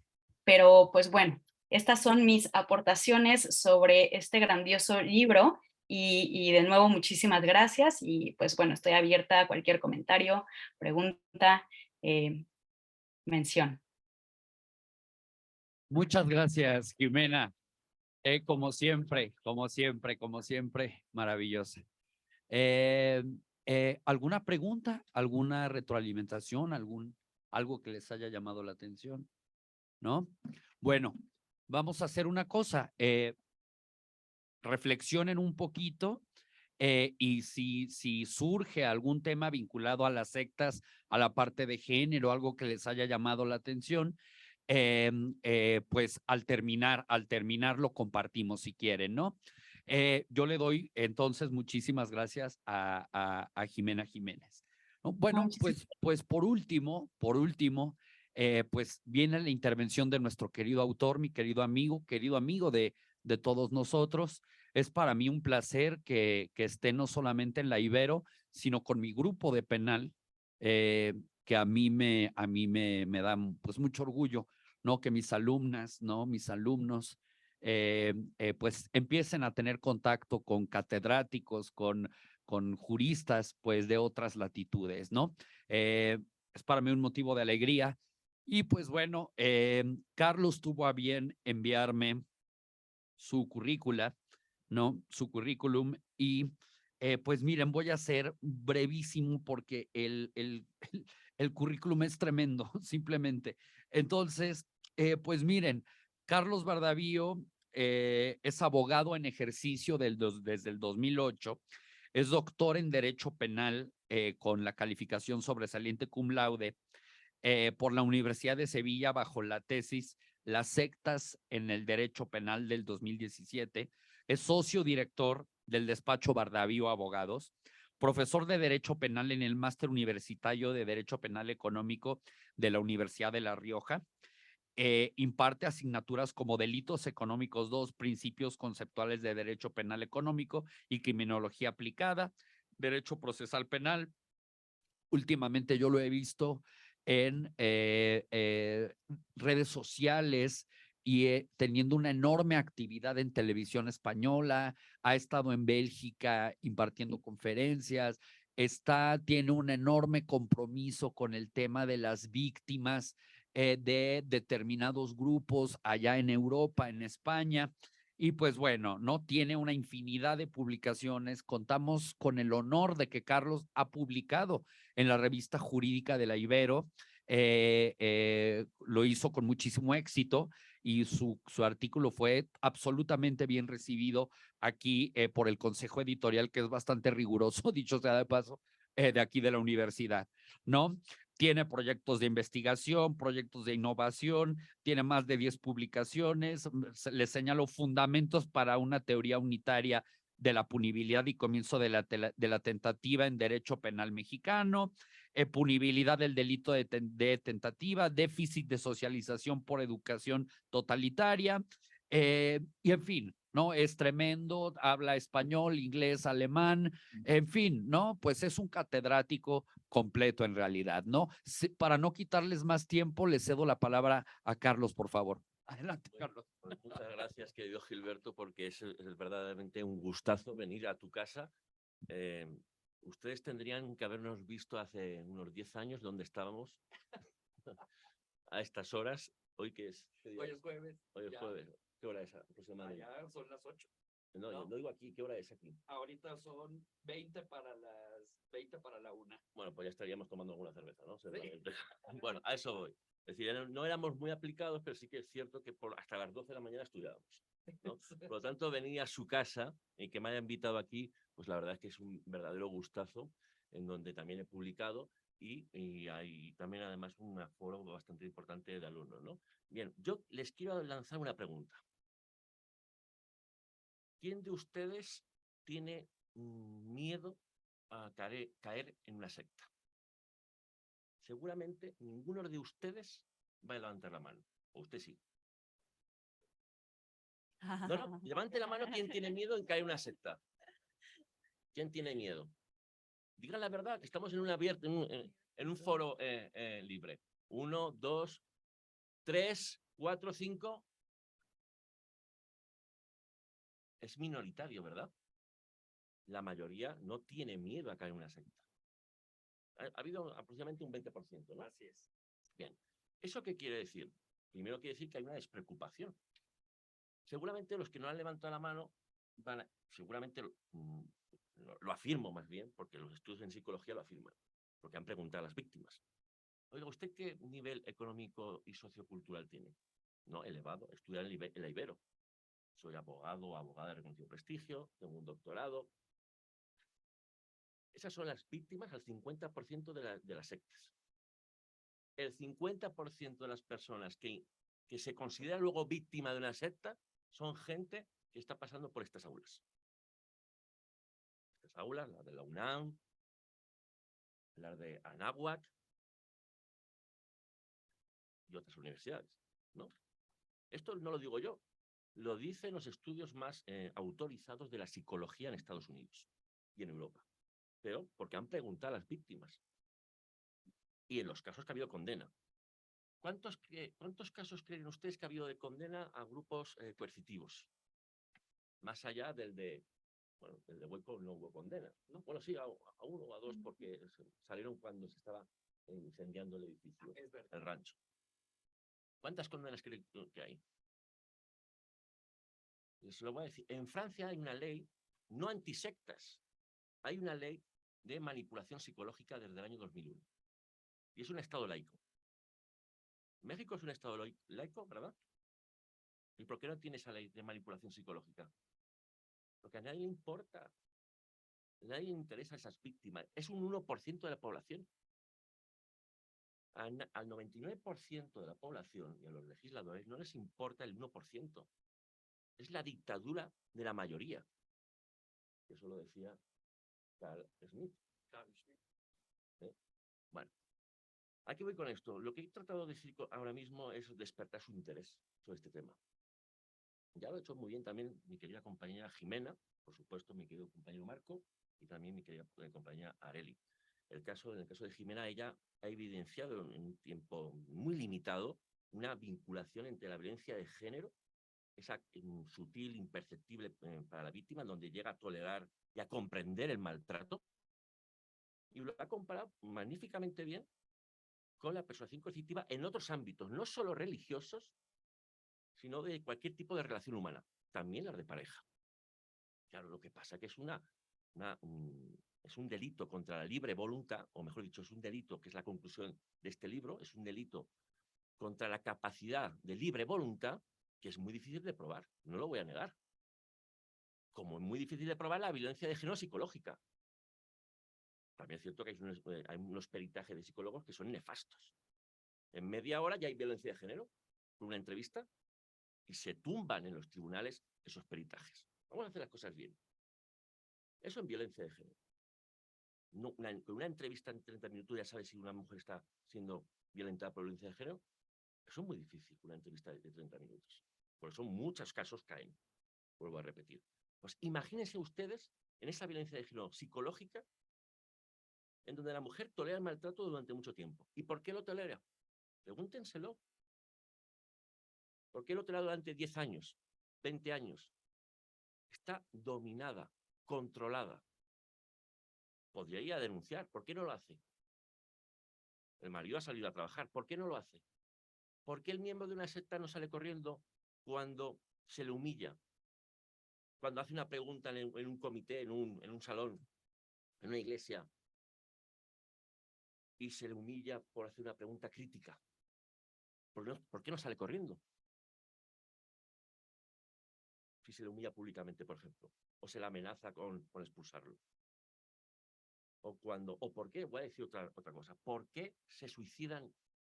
Existen esos casos de Waco, del templo del pueblo en Uganda, o ahora me sale, ahí al lado de Venezuela. La Guyana francesa. Okay. La Guyana francesa, el templo del pueblo, Johnstown, 900 suicidios o asesinatos en autoría inmediata, vamos a decir. 900. Hace 2 meses en Kenia, 500 personas se han suicidado. ¿Por qué se suicidan? Porque no esperan a morir. No tenían cáncer, ¿eh? ¿Por qué? ¿Por qué la sociedad no se pregunta eso? ¿Y ustedes por qué no se lo han preguntado? Digo los que no levantan la mano. Porque no interesa. No interesa ese 1%. Mire, yo voy a ser muy claro. Hay una frase de mi querido colega Gilberto Santa Rita que me gustaba bastante Rosa. Es el tema de todos los días. Que él dice en el prólogo del libro, él hace el prólogo, uno de los prólogos, hay 2 prólogos, que dice, yo nunca había caído, y él es experto en derecho penal nazi,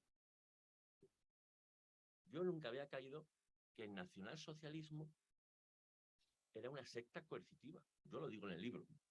Cuando él lo lee, porque tiene que hacer el prólogo, sí. Y a mí me otorgó la razón uno de los mayores expertos en derecho penal nazi y en organizaciones criminales. Y eso a mí me llegó al alma. Hoy te tengo que invitar a comer, por cierto. Bien, ¿a qué voy con esto? ¿Ustedes qué piensan de la juventud hitleriana? Aquella que de los 12 a los 17 años aproximadamente contribuyó en el Holocausto. ¿Culpable o inocente, como dice la canción? ¿Culpable o inocente? Una canción de salsa. Vamos a interactuar porque yo creo que ya he expuesto la problemática. No quiero ser técnico. Si ustedes quieren saber las cuestiones técnicas, como bien ha expresado aquí la profesora Jimena, que luego me voy a remitir a la cuestión del consentimiento, que es la clave de todo esto, pero por favor.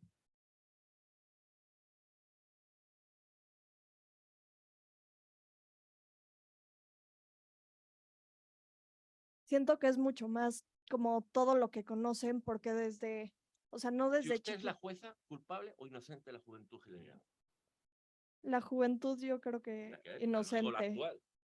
porque si hubieran nacido en otro lugar con otra ideología, hubiera sido totalmente diferente. No siento que lo hubieran hecho. Y si les hubieran enseñado que matar está mal, Pero ¿y el de 17 años? ¿Qué pasa? No, pregunto, para hacerle sí, sí, sí. razonar que lo está haciendo muy bien. Este, yo creo que igual inocente, porque igual nació con esa como ideología, o sea, es mucho más como, va mucho más allá de una persona, siento que está influenciada y que es sobre todo eso, como la influencia que tiene por detrás y toda la sociedad diciéndoles que, o sea, todas las como pancartas diciendo que, este, muerte a los judíos y los dibujan como seres malvados, o sea, como que es algo que les imponen y es todo lo que conocen y por eso es lo que creen, o sea, no conocen mucho más allá y siento que es lo mismo, o sea, en el caso, por ejemplo, de las mujeres, cuando las aíslan de que los amigos, que la familia no conocen nada más allá, así que les da miedo salir de ese lugar porque no conocen nada más. Yo creo que usted lo ha explicado perfectamente. Yo lo voy a explicar de otra manera. Gunther Jacobs llamaba esto un déficit de socialización atribuido a tercero por educación totalitaria o criminal. Y no solo es un déficit, esto lo justificó y lo llevó a una causa de exculpación o de atenuación de la responsabilidad bajo lo que se llama el estado de necesidad exculpante. Es decir, no se le puede exigir lo mismo a una niña o niño de Chiapas que a uno de Ciudad de México. Aunque los hay también, habrá alguno que para qué. Ni a uno de Oaxaca. ¿Me comprende, no? O por ejemplo, no se le puede exigir lo mismo a la juventud hegeliana que ha estado adoctrinada y que solo conoce ese sistema totalitario, si no conocen el mundo de libertades. Yo lo llamo a la persuasión coercitiva, lo llamo una restricción o eliminación del horizonte de expectativas normativo. Y asiento esta idea en dos autores, en Niklas Luhmann y en Heidegger. Heidegger hablaba ya del horizonte de expectativas.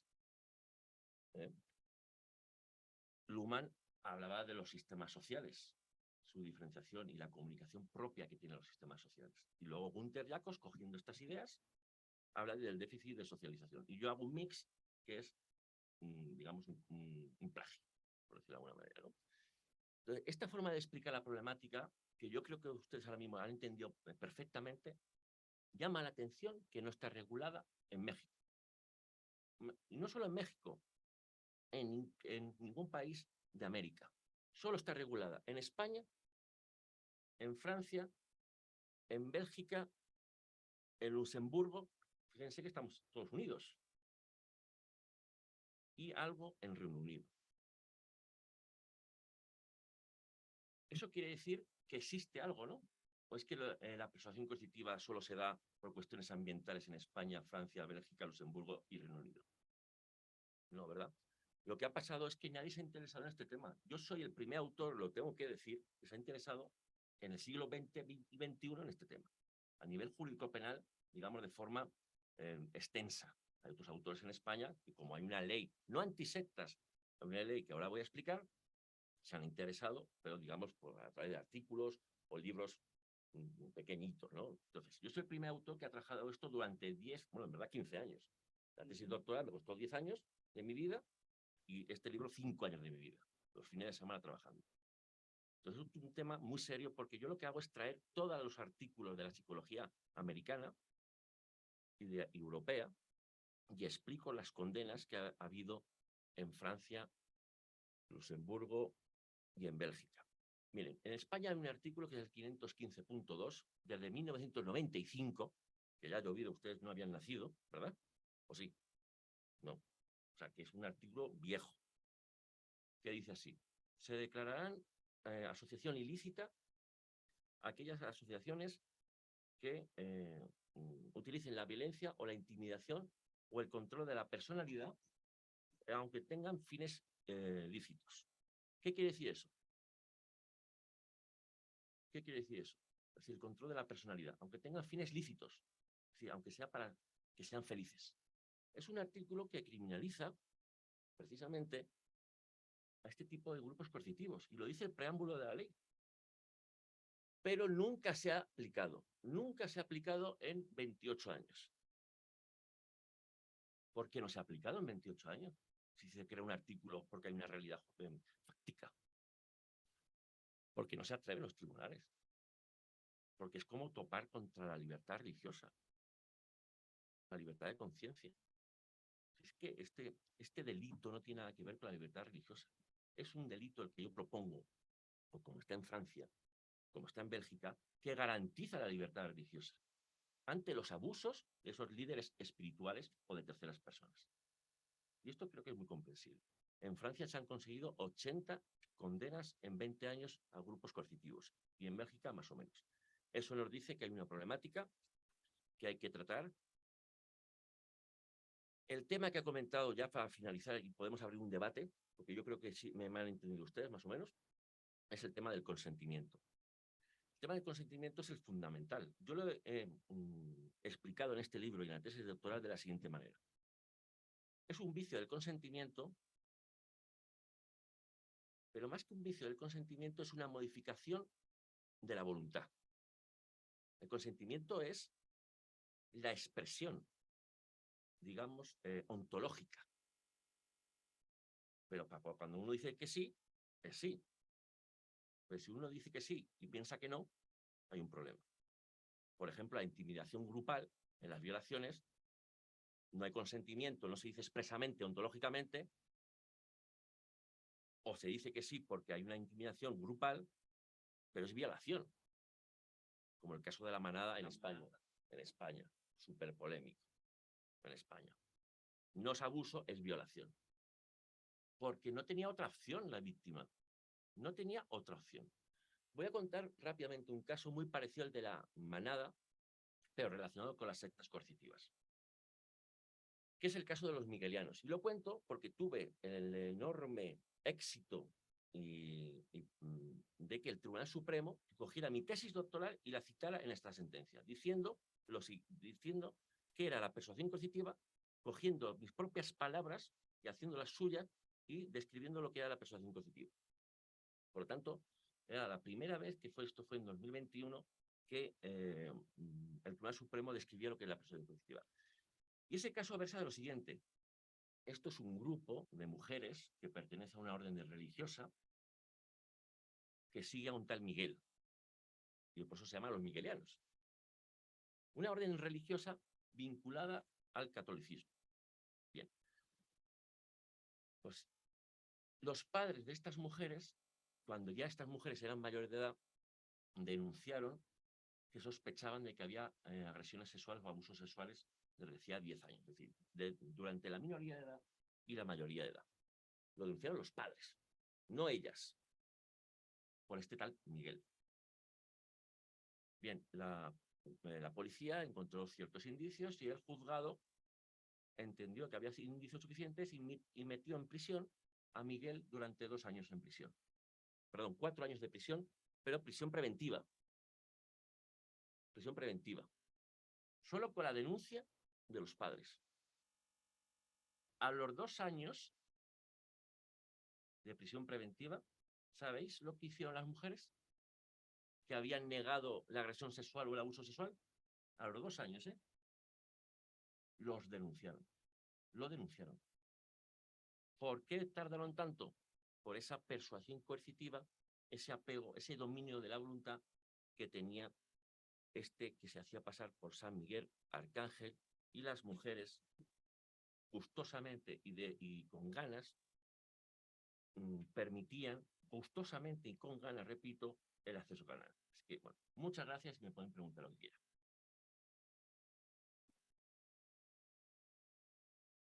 Muchísimas gracias.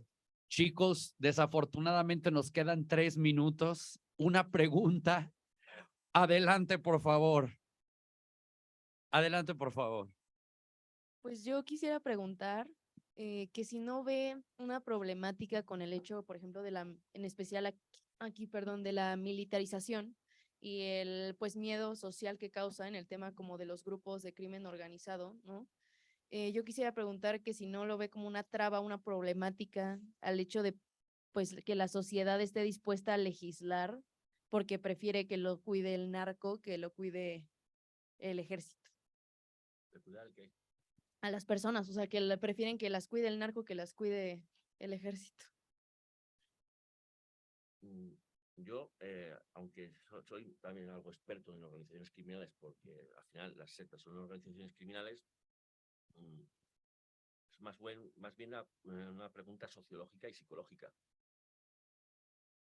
que voy a tratar de responder de alguna manera. Al final, yo siempre lo resumo de esta manera. Al final, somos seres efímeros. Estamos en un breve espacio de tiempo y hay personas que en ese espacio de tiempo lo que hacen es aprovechar la oportunidad. ¿Por qué no? ¿Por qué no violar? ¿Por qué no matar? ¿Por qué no secuestrar? ¿Por qué no ganar más dinero? Entonces, volviendo un poco a tu pregunta, es comprensible que haya seres humanos que piensen así. ¿No? Sí. Pues muchísimas gracias, Dani. Ajá. Y cerramos contigo, Dani. Perdón, chicos. Perdón, mano. Dani, adelante. Bueno, igual mi pregunta es un poco para todos, todos ustedes. ¿Qué podemos hacer nosotros ahorita como estudiantes, como alumnos de la Ibero, en nuestra situación que ni siquiera somos abogados todavía? ¿Qué podemos hacer justo para ya sea contribuir o combatir todo este tema de las sectas criminales y coercitivas en México? Muchas gracias, Dani. Si me permiten, yo pienso que Jimena, yo creo que Jimena, por la cercanía y el contacto que puede tener desde por la edad, la afinidad de los temas, yo creo que Jimena podría darnos una respuesta. Jimena, por favor, Jimena. Claro, muy brevemente. Quisiera aquí abordar lo que mencionaba el doctor Carlos sobre que es más fácil de lo que creemos caer en una de estas sectas. Lo vemos desde afuera, es como en las relaciones violentas, justamente, lo vemos desde afuera y decimos como yo nunca voy a poder aceptar un trato de esa manera.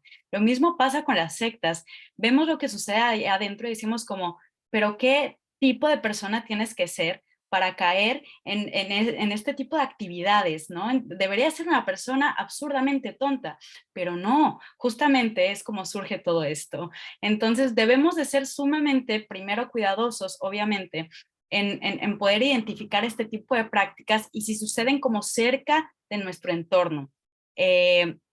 Les digo, es muy fácil poder caer en este tipo de prácticas.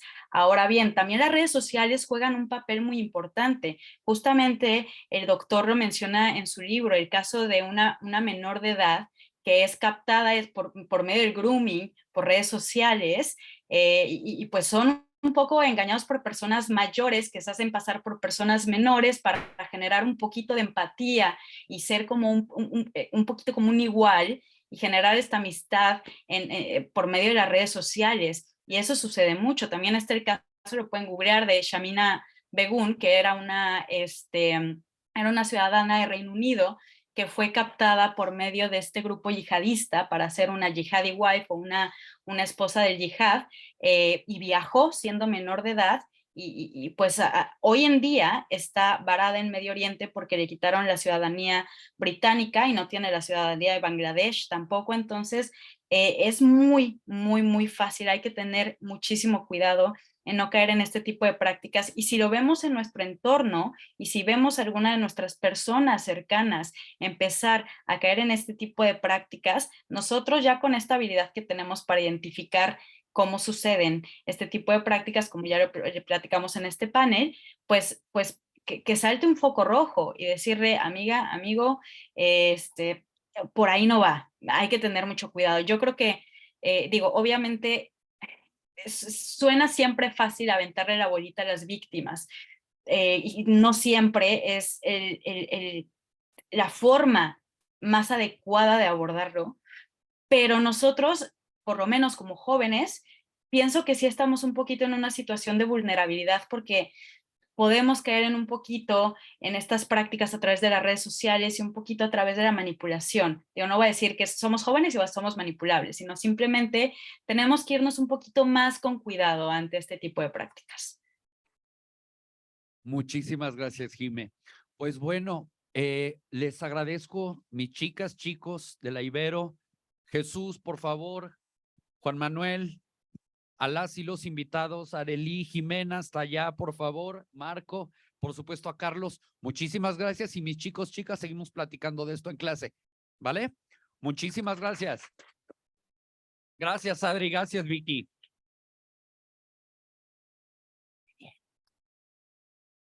Buena pregunta. Muchas gracias, Arely. No, a ustedes. Muchas gracias. Se ha acabado en